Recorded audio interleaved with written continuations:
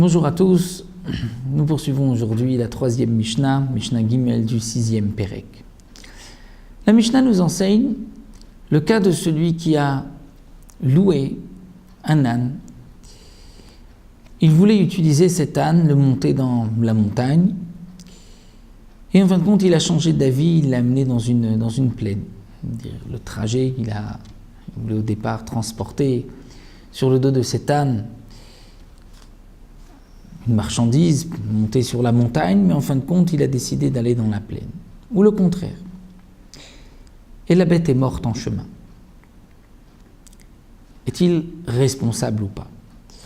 Alors la Mishnah nous dit à Socher et Achamor, celui qui a loué un âne, l'olicha bahar, pour utiliser cet âne pour monter sur le haut de la montagne.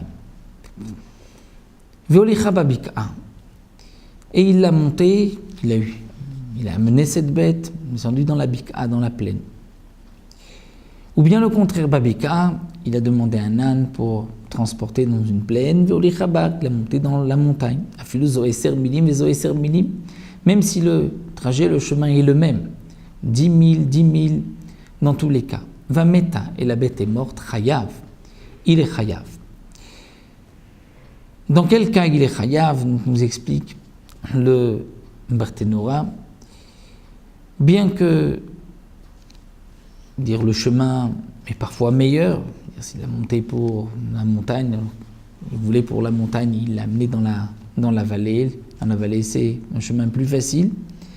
Malgré tout, puisqu'il y a eu un changement, et que la bête n'est pas morte parce qu'elle a glissé, parce qu'elle est tombée, mais c'est à cause de l'air. Elle n'a pas supporté l'air de la bik'a de la vallée ou l'air de la montagne.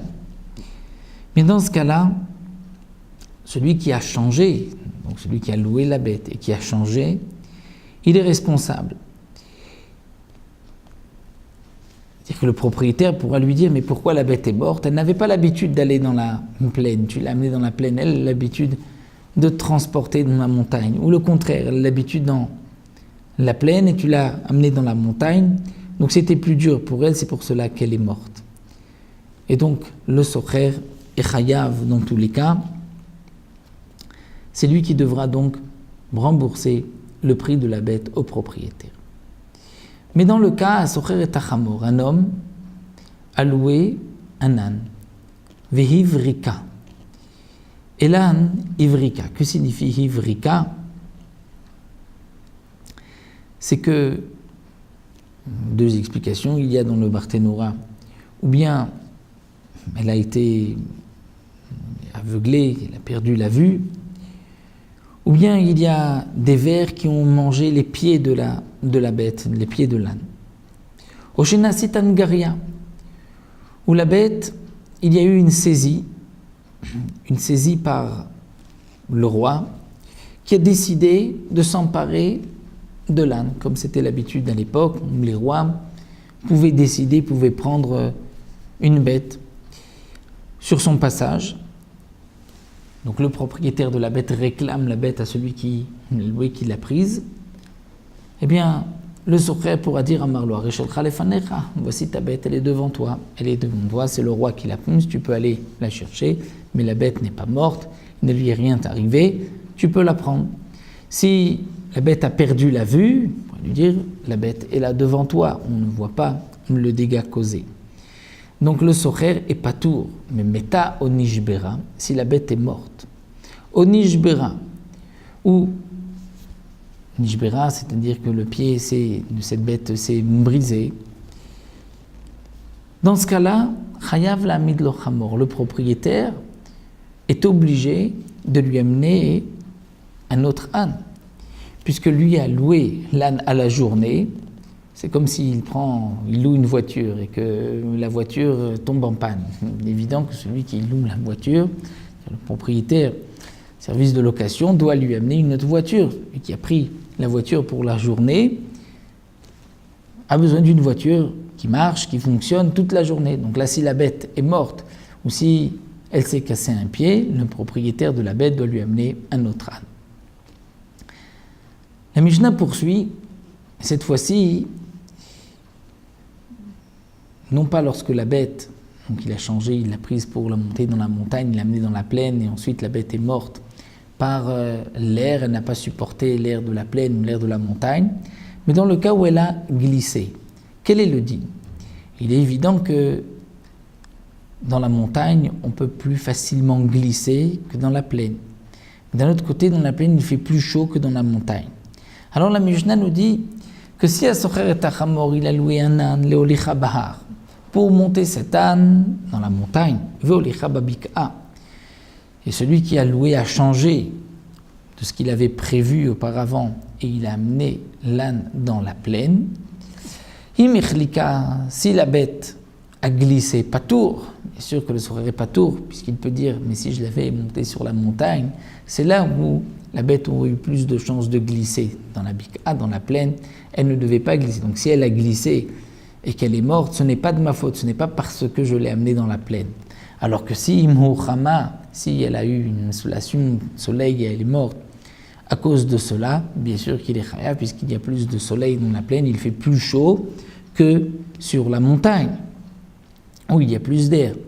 Donc là, c'est le Socher qui est responsable. Inversement, s'il avait prévu l'Olicha Babika de la monter c'est-à-dire de l'amener dans une plaine, l'Olicha Bar de la monter dans la montagne, Himmichlika, si la bête a glissé et qu'elle est morte, Chayav, c'est sûr que le Socher est Chayav. Pourquoi? Puisque c'est à cause de ce changement que la bête est morte, Vimhu Chama, et si la bête a attrapé un coup de chaud, dans la montagne, la patour, puisque dans la montagne, il y a plus d'air que dans la plaine. La Mishnah termine Im Mahamat Amala Chayav. Et si c'est à cause de la Maala, c'est-à-dire si c'est parce qu'il avait monté la bête dans la montagne et en montant, elle a eu chaud et elle est morte, là il est responsable. Bien que c'est vrai que dans la plaine, il fait plus chaud que dans la montagne, mais si elle a attrapé ce coup de chaud parce qu'elle est montée dans la montagne, donc il est évident que c'est le Socher qui est responsable et qui devra payer la bête au propriétaire. Donc c'est vrai que le cas de la Mishnah que nous avons vu ici, où on parle d'un âne, mais on pourrait, comme nous l'avons précisé au milieu de cette Mishnah, transposer les mêmes halachot avec une voiture. Parfois une voiture, si, bien sûr, dans un cas particulier où le propriétaire a dit « je te mène cette voiture, mais pas pour la montagne, dire pour la plaine ». En montagne, dans les côtes, il y a plus d'efforts. Donc là aussi, il faudra, dans chaque cas, c'est d'évaluer quelle est la responsabilité de celui qui a changé de ce que le balabait lui avait demandé, lui avait proposé, de ce qui avait été convenu auparavant. Donc, dans tous les cas, si celui qui a fait ce changement, on va dire, est responsable du dégât, c'est à lui de rembourser, de dédommager le propriétaire.